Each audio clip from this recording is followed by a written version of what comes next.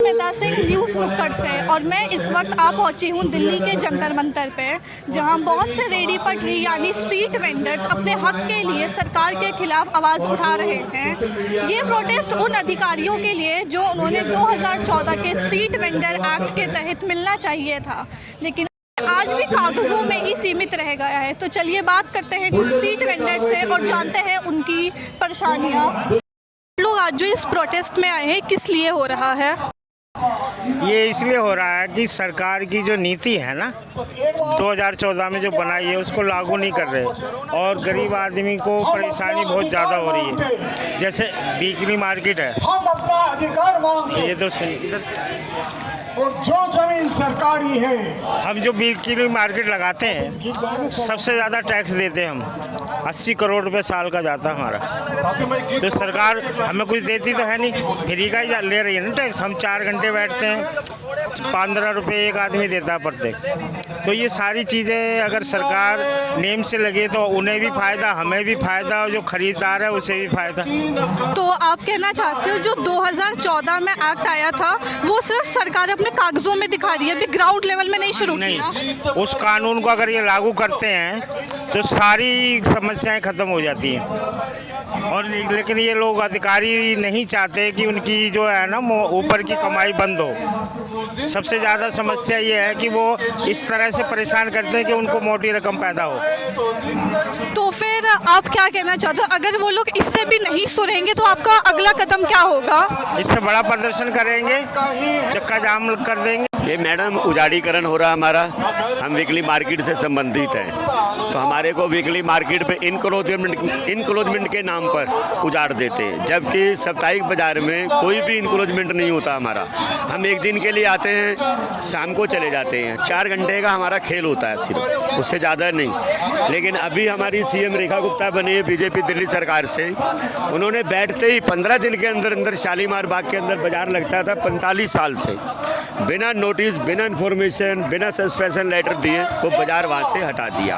ठीक, अभी कल भी एक चिरा दिल्ली में मीटिंग हुई थी जनसंवाद, उसमें भी साप्ताहिक बाजार का मुद्दा उठाया गया कि ये जाम लगते हैं। मैडम हम 45 साल से लगा रहे हैं वहाँ पे, आज ये ज़मीन बिक गई है, इस पर कोठी बन गई है, इसको आज हमारी समस्या नज़र आ रही है।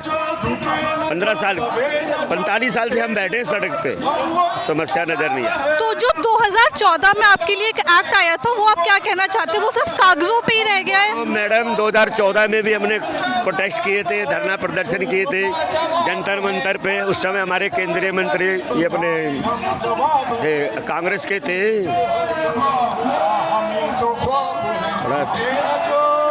जब जंतर मंतर पे बैठे थे कांग्रेस के नेता थे हमारे साथ, अजय माकन जी, हमने उनके साथ भी यहाँ भूख हड़ताल की थी मैडम, इसी एक्ट को लागू करने के लिए।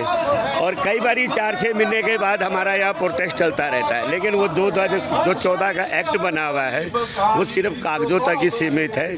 अगर उसको वो लागू कर दें तो ये उजाड़ीकरण और जो दिल्ली नगर निगम की मनमानी, जो दूसरी भी सिविक एजेंसियों की जो मनमानी है, सब बंद हो जाएगी अगर उस कानून को ये लागू कर दें।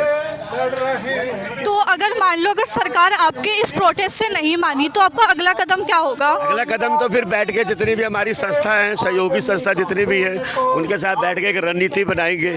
फिर इससे ज़्यादा जोरदार करना पड़ेगा प्रोटेस्ट। हमने तो सोचा था हमारी बीजेपी की सरकार आई है तो हमें बहुत कुछ सहूलियत मिलेंगी, लेकिन नहीं। तो अगली बार हम इससे बड़ा प्रोटेस्ट सोच सकते हैं होने वाला है? कर सकते हैं, अगर हमारी मांगे नहीं मानी गई तो हम इससे बड़ा कदम भी उठा सकते हैं। उसमें तो कोई भी होगा तो मैडम उठाएगा ही। चलो ठीक है। और एक सवाल मेरा और है, हमारे साप्ताहिक बाजार दिल्ली के अंदर कई वर्षों से लगते आ रहे हैं, लेकिन मैं आपके माध्यम से एक सरकार तक पहुंचाना चाहता हूं कि हमारे वीकली मार्केट के हैं चुनाव होने चाहिए। जो हमारे प्रधान बने हुए अपने मनमाने पैसे वसूल करते हैं जी, दिल्ली नगर निगम के कर्मचारी आगे तंग करते हैं, पैसा ना दो हमारी दुकान बंद हो जाती है। और ये प्रधान स्वयंभू प्रधान बने हुए हैं, ना कि ये चुने हुए प्रधान हैं। अगर चुनावी प्रक्रिया से ये प्रधान बना दिए जाए तो हमारे दुकानदार को बहुत सहूलियत हो जाएगी। नहीं तो दिल्ली के अंदर अगर आप सर्वे करने जाओगे ना मैडम, 400-500 रुपये लिए जाते हैं एक दुकानदार से एक दिन की रेडी लगाने के लिए।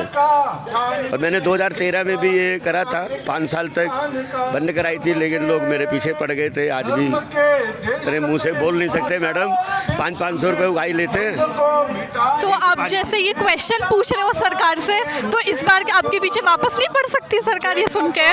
पड़ जाएगी तो क्या करेंगे मैडम, अब 45 साल तो हो गए बाजार लगाते हैं, अभी भी हमारे को उजाड़ देते हैं इनक्लोजमेंट करके, उसके बाद भी पकड़ के अंदर डाल देंगे, क्या कर लेंगे, पैसा तो चल रहा है ना।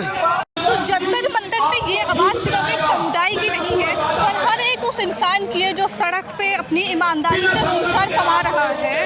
इनकी मांग सिंपल है, ना किसी से भीख, ना किसी से फेवर, कानूनी अधिकार से सम्मान। अब देखते हैं क्या सरकार इनकी सुनेगी और इनका संघर्ष और कितना लंबा चलेगा। मैं सिंह, न्यूज़ कुकर से।